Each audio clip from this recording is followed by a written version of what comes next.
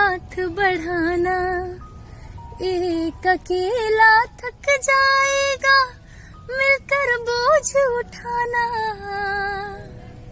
1950s के दशक में मधुबाला फिल्म इंडस्ट्री का एक यंग, खूबसूरत और उभरता हुआ चेहरा थी।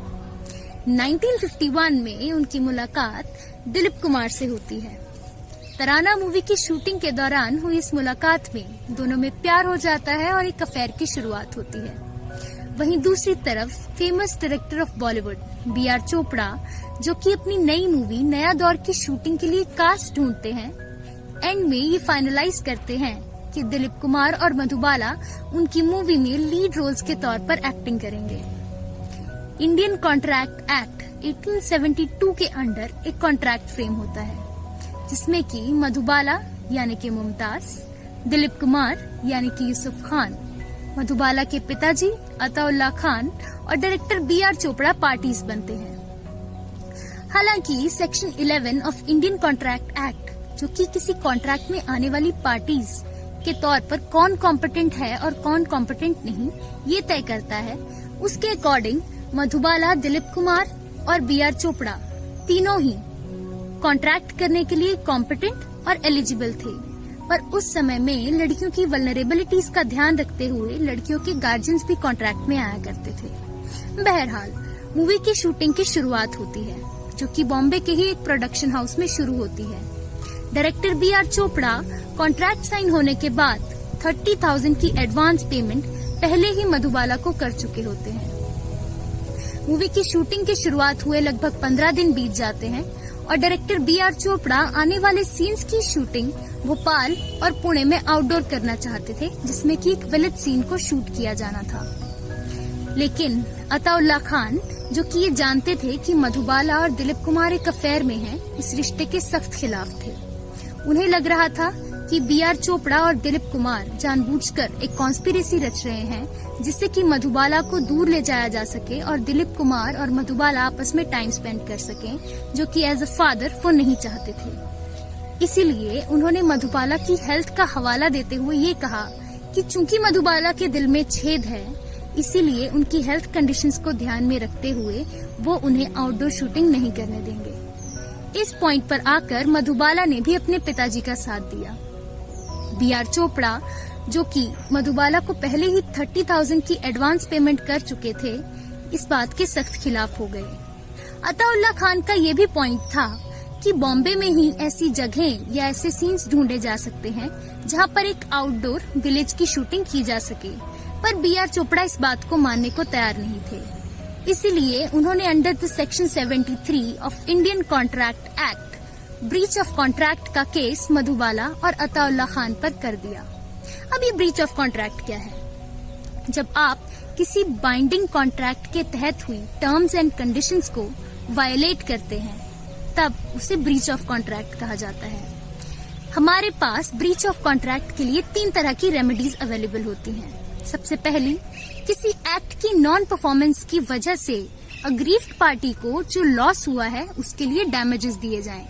सेकेंड, स्पेसिफिक रिलीफ एक्ट के अंडर स्पेसिफिक परफॉर्मेंस करने के लिए कहा जाए।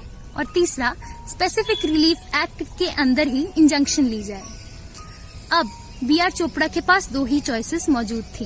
पहला, वो डैमेजेस क्लेम करते और दूसरा, वो स्पेसिफिक परफॉर्मेंस मांगते। लेकिन B.R. चोपड़ा, जो कि एक लॉ स्टूडेंट रह चुके थे, उन्होंने डैमेजेस रिकवर करने के लिए सूट फाइल कर दी और दूसरी तरफ अपने नुकसान से बचने के लिए वैजयंती माला के साथ आगे की मूवी साइन कर दी। और B.R. चोपड़ा बाद में ये केस जीत भी गए। लेकिन अताउल्ला खान इस बात से आहत थे कि B.R. चोपड़ा ने उनकी बेटी को छोड़कर वैजयंती माला के साथ ही मूवी साइन कर दी। इसीलिए उन्होंने under the specific relief act movie की रिलीज पर स्टे मांग लिया और उन्हें उस वक्त ये स्टे मिल भी गया। हालांकि बाद में ये स्टे डिसमिस हो गया और मूवी रिलीज हो गई। लेकिन B.R. चोपड़ा अब इस बात से आहत थे कि अताउल्ला खान ने बिना किसी रीजन उन पर केस किया। इसीलिए उन्होंने भी, जब उन्हें ये लगने लगा कि मधुबाला और अताउल्ला खान की इंटेंशंस में डिसऑनेस्टी आ गई है, उन्होंने 403 यानी कि criminal misappropriation of the property का केस अताउल्लाह खान और मधुबाला पर कर दिया। अब ये क्रिमिनल मिसएप्रोप्रिएशन क्या है?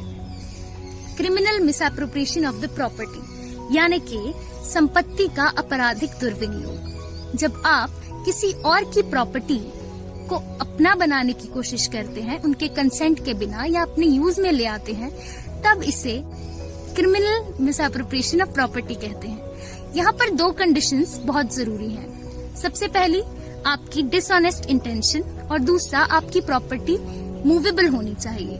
और यहाँ पर दोनों ही बातें थी। जब B.R. चोपड़ा ने देखा कि डिसऑनेस्ट इंटेंशंस के साथ अब मधुबाला उनके पैसे वापस नहीं करना चाहती, तब उन्होंने 403 का केस उस पर फाइल कर दिया।